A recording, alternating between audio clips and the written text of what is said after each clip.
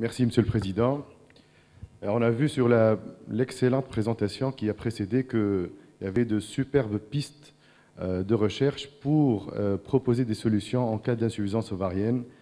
Mais en vrai, nous sommes, on l'a vu, encore un peu loin, et la véritable option qui existe quand il y a un risque de perte de la fonction ovarienne, surtout quand ça va faire suite à un traitement que nous allons mettre nous-mêmes en place, ça reste bien entendu la préservation de la fertilité. La préservation de la fertilité est aussi passée par des saisons, comme a dit Hanen, au départ réservées plutôt dans des centres de référence, dans des pays qui avaient les moyens, mais on voit de plus en plus l'émergence de programmes dans des pays en voie de développement. Et à chaque fois qu'on introduit de nouvelles technologies, surtout un peu coûteuses dans des pays en voie de développement, il y a toujours des personnes pour dire ou répéter les mêmes choses. Est-ce que c'est nécessaire? Est-ce que c'est nécessaire? Nous avons de faibles ressources, cette technologie coûte cher. Il y a d'autres urgences sanitaires, d'autres priorités, il y a d'autres problèmes dans le domaine de la santé pour se préoccuper de tels programmes un peu, entre guillemets, avant-gardistes. Et pourtant, il y a quelqu'un qu'on oublie dans ces interrogations, c'est bien le patient. Et les patients, eux, ils aspirent à beaucoup de choses et ils aspirent à une qualité de vie.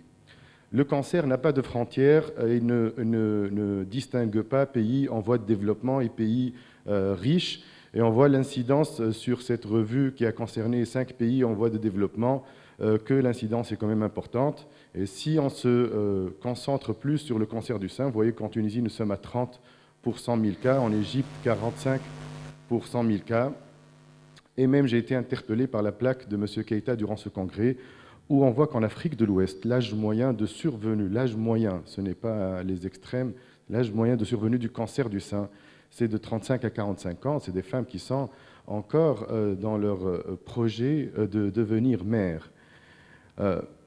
Si on n'offre pas de solution, on va voir que le cancer va être une double peine. D'abord la maladie, l'incapacité qui peut en découler, la mutilation qui peut survenir suite à nos propres traitements et à laquelle on va rajouter en plus l'infertilité. Alors c'est vrai qu'on soigne les patients, mais que deviennent ces patients? Quelle qualité de vie dans nos sociétés où la stigmatisation de ces patients devenus infertiles peut être vraiment importante. Il n'y a pas que les cancers en plus, puisque dans nos pays, il y a des pathologies qui peuvent nécessiter des traitements qui peuvent altérer la fertilité et le capital folliculaire, tels que la drépanocytose, la thalassémie majeure, et le cas de l'endométriose a été discuté durant ce congrès.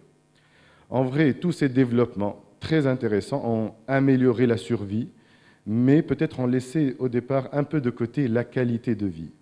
Et la qualité de vie, l'un des critères les plus importants d'une qualité de vie, c'est de pouvoir devenir parent, de pouvoir fonder une famille, c'est presque un instinct.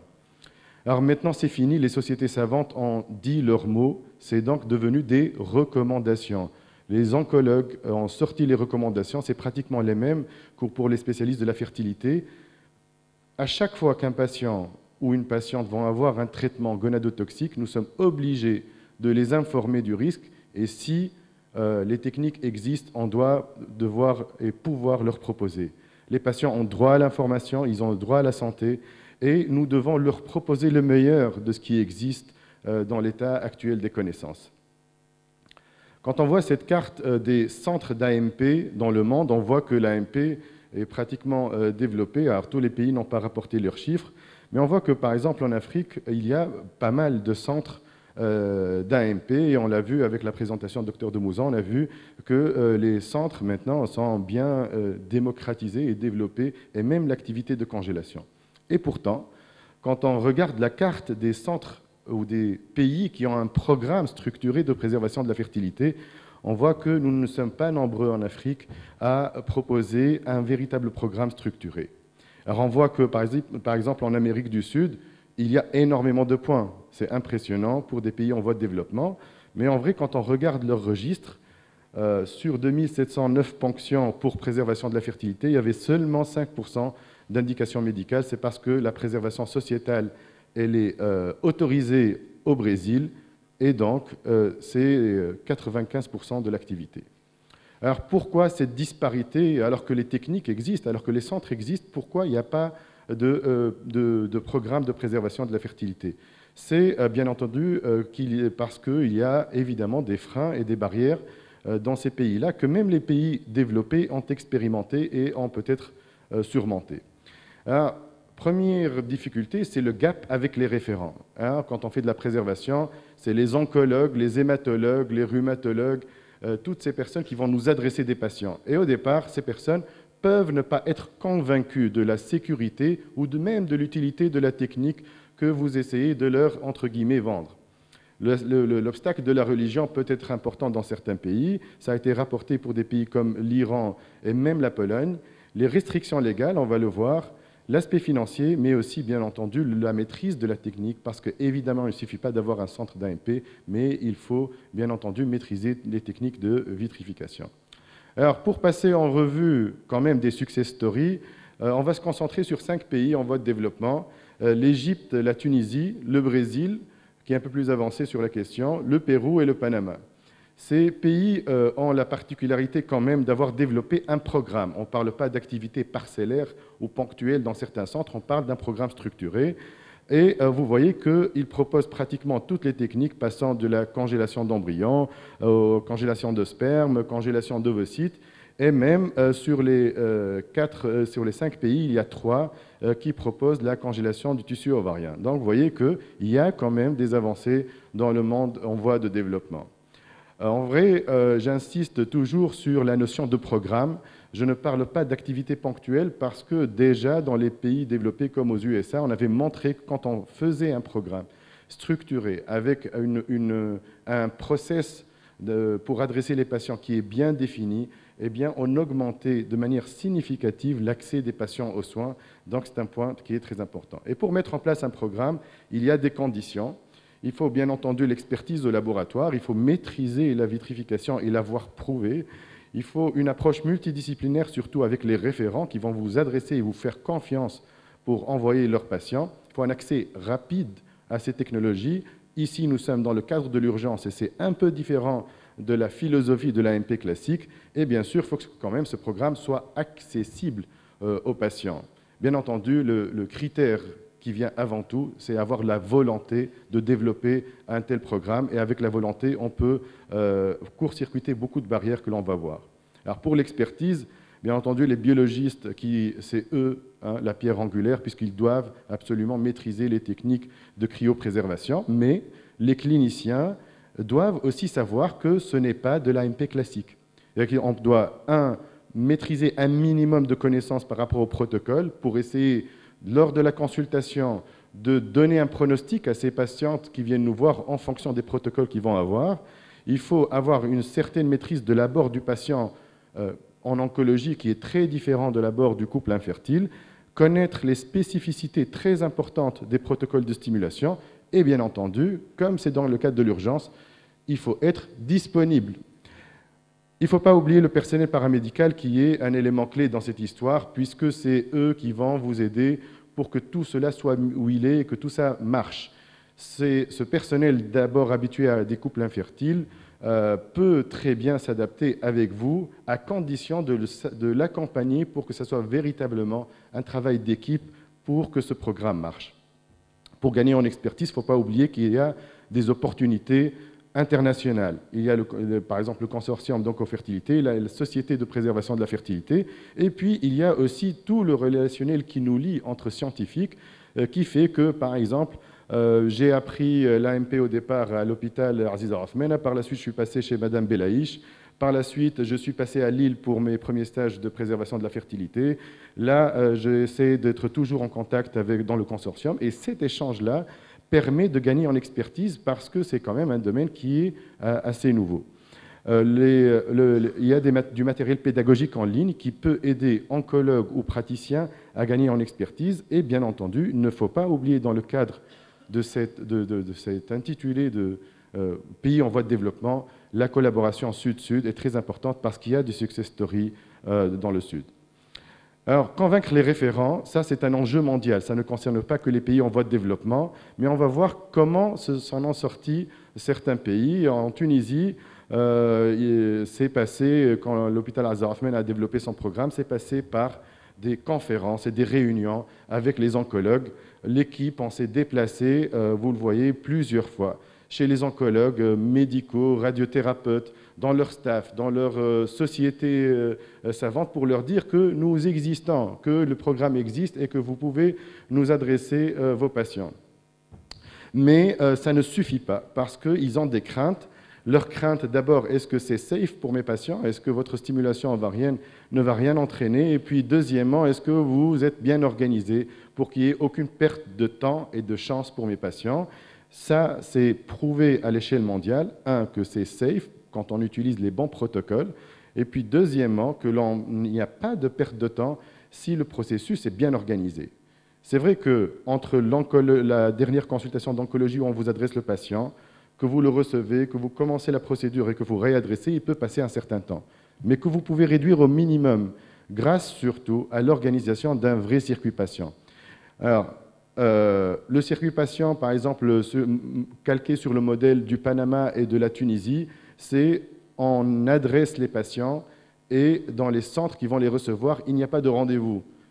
Il n'y a aucune prise de contact préalable. On vous adresse une lettre et on doit être disponible 6 jours sur 7 pour recevoir ces patients.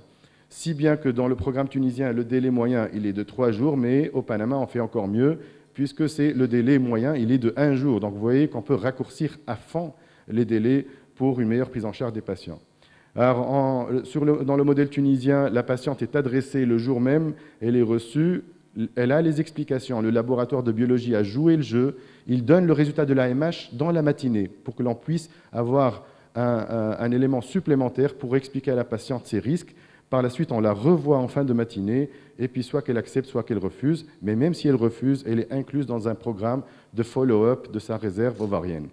Au Brésil, ils ont fait mieux. Ils ont intégré carrément dans les centres d'oncologie des infirmiers ou des psycho-oncologues qui vont, eux, prendre tout de suite, dès que l'annonce est faite de la possibilité d'un traitement gonadotoxique, en charge ces patientes pour les guider dans toute la procédure pour arriver jusqu'à la préservation de la fertilité. Et c'est véritablement un modèle de prise en charge. Pour convaincre les référents, enfin, ne pas oublier de les inclure eux-mêmes dans le réseau. La dernière journée organisée par l'hôpital Azar Othman avait fait participer beaucoup d'oncologues, ce qui fait que les oncologues, par exemple, se sentent concernés par le problème et deviennent de véritables partenaires. Maintenant, il n'y a pas que l'aspect médical qui peut poser problème. Dans les pays en voie de développement, plus qu'ailleurs, on peut avoir des difficultés sociales, culturelles ou même religieuses. Il faut pouvoir adapter le discours médical, adapter l'offre selon, bien entendu, la réglementation locale, mais aussi adapter la pratique médicale. En Tunisie, et moi je le dis toujours, on a eu ce problème, on a fait face à ce problème de virginité pour le prélèvement des ovocytes. Eh bien, on a adopté la ponction périurétrale transvésicale, et même si ça, au départ, fait sourire certains, c'est très efficace, c'est adopté par d'autres pays, et c'est publié. Donc c'est un des exemples d'adaptation pour améliorer le programme.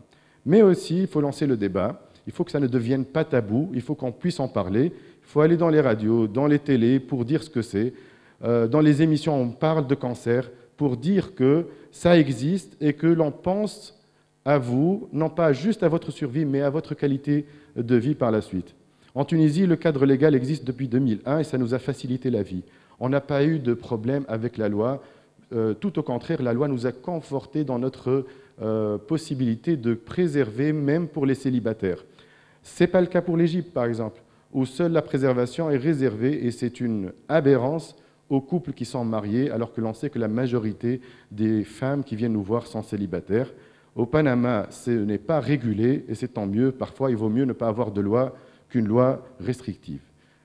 On en vient au coût. C'est le véritable enjeu dans les pays en voie de développement. On voit que les hommes en Tunisie, 88% de ceux qui viennent en consultation congèlent, alors que les femmes, seules 35%, et au dernier chiffre, 45%. Pourquoi? Bien entendu, pour des questions d'argent. C'est que la préservation pour les ovocytes, c'est des gonadotrophines et une ponction, et tout ça a des coûts, et les coûts sont très différents entre l'homme et la femme. Donc il y a de véritables inégalités. Et puis quand on voit ces exemples de pays, Égypte, Tunisie, Inde, on voit que véritablement, il n'y a aucune prise en charge, que tout est déboursé par les patients eux-mêmes, ce qui est en soi injuste, alors que dans des pays comme les pays européens, pratiquement tout est remboursé. On n'a pas encore réduit le fossé. Il y a des pistes pour rembourser, par exemple la recherche.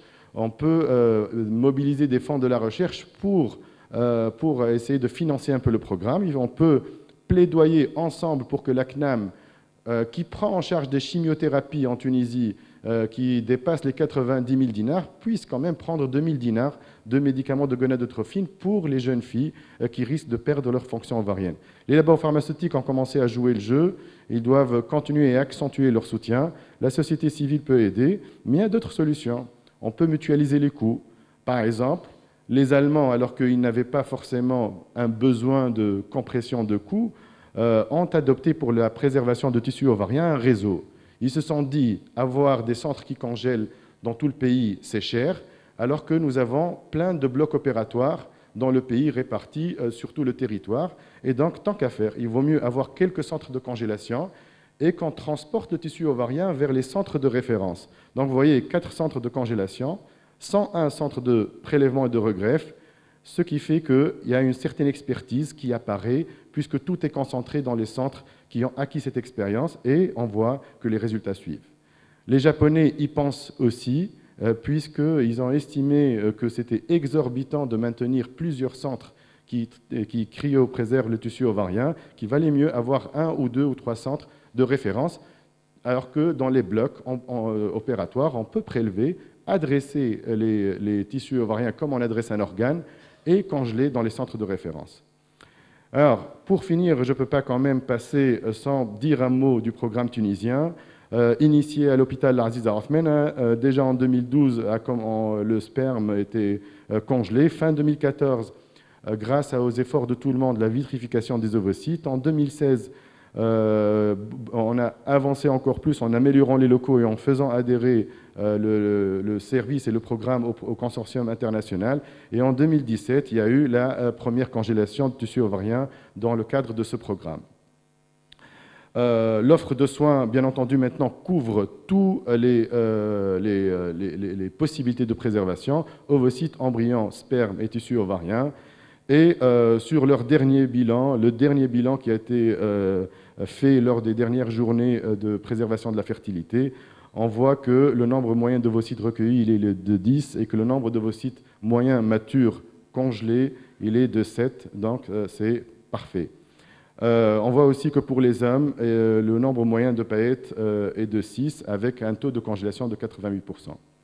Voilà, donc pour finir, un programme de préservation de la fertilité dans les pays en voie de développement, oui, c'est légitime. C'est possible aussi parce qu'on peut profiter des opportunités de formation, gagner en expertise, s'inspirer des expériences pionnières et aussi des expériences ratées pour les éviter, contourner les barrières culturelles et religieuses.